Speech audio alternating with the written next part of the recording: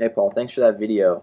I kind of regret even making my original video because you're right, I haven't read much of Ayn Rand, and I'm not interested enough in the general direction of her philosophy that I think I grasp. And I mean, I've just got so much else on the table, but that all being said, I shouldn't be criticizing her if I don't have a full understanding. And So you're right about that. As far as the ego, though, I guess that's all I really wanted to talk about, maybe to further explain what I was trying to say. Rand refers to the ego meaning the self or consciousness. When I refer to the ego, I also mean the self or consciousness.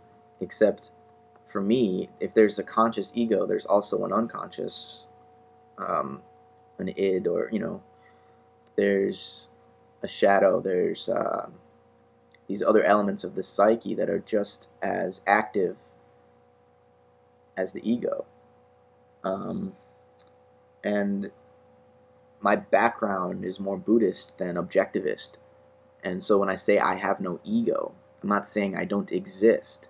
I'm saying I have no stable sense of self. The sense of self is more of a process. I don't know if you're familiar with Douglas Hofstadter. He calls it a strange loop, a self-referencing symbolic process that never arrives at anything grounded or foundational. It's just this ongoing self-referencing process.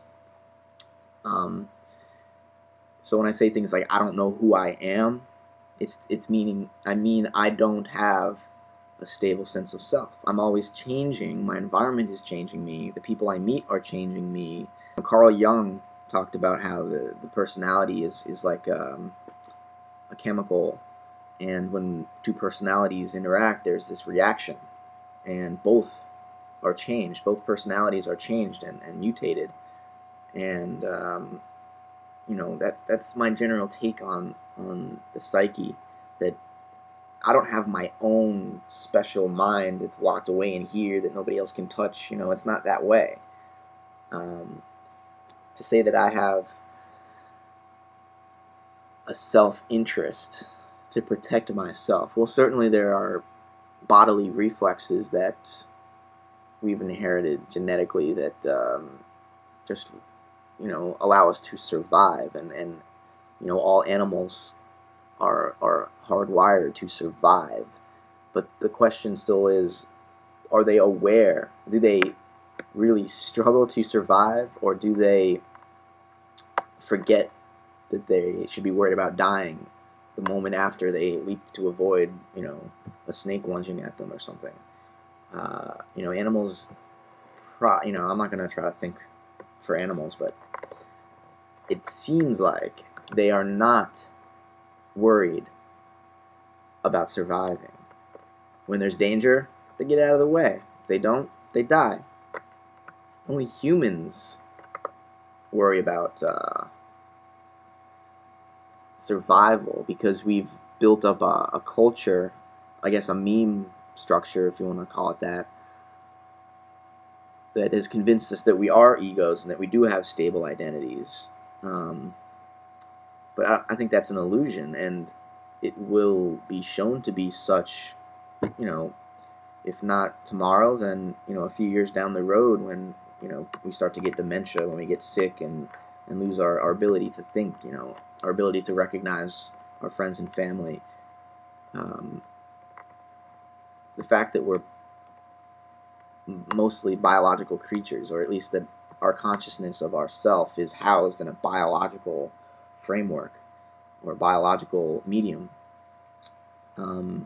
makes it so that we're always decaying, we're always changing, and we're always suffering. And you said it's to say that we all suffer is more of a personal confession than a statement about everybody. But again, my perspective on this is Buddhist, and to say that we all suffer is to say that we all grow old and die.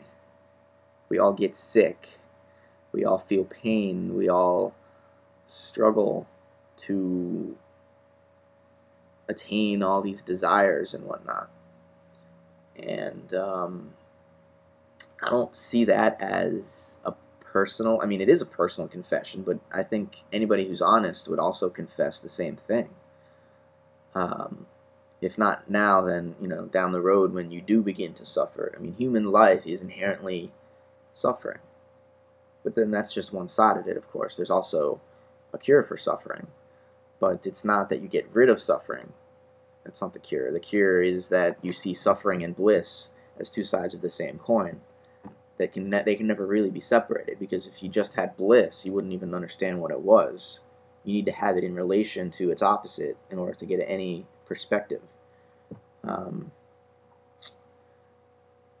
When I said that the ego is not a stable basis for ethics, what I meant was that self-interest is not a stable basis for ethics in my view. I'm going to try not to speak for Ayn Rand anymore or criticize her philosophy, because I don't know the details of it enough to really back up what I'm saying.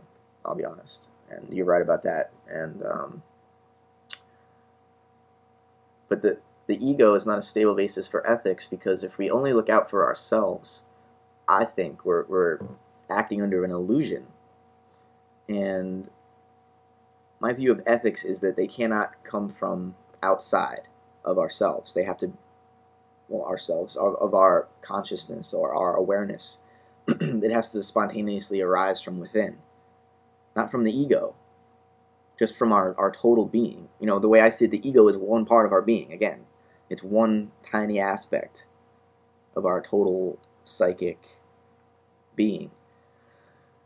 And if our ethical impulses come from the ego, they're really coming from the authority figures, the culture, the parents, the adults that have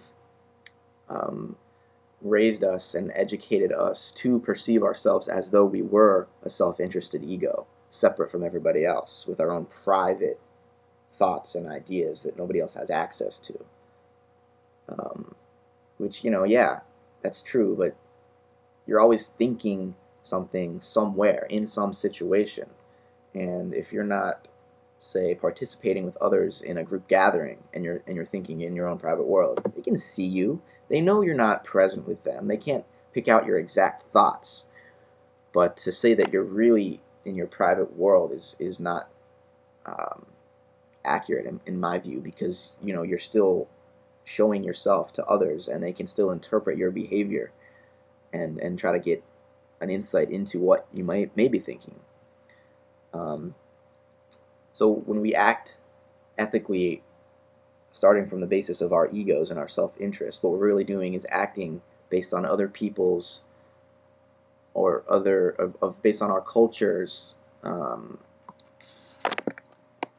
dogma of the notion that we are actually separate individuals. And in practice, to say that everybody has individual rights and all that, I'm all for that. But the point is, it's a way of speaking. It's not a phenomenological reality. It's a way of speaking. It's a way of getting around the world easily, and more practically. But to talk about it as though it were a metaphysical reality, I don't think is accurate. When ethics, I mean, you wouldn't even call it ethics anymore. Ethics implies that, it's almost implies, I guess, that it's a list of rules that are handed to you that you have to follow, like a moral code. But when ethics arise spontaneously from within, from your inherent compassionate nature, which I think everyone has before they have this ego consciousness drilled into them by our schooling and our culture, because we are empty of self-nature, our self is really all that we experience.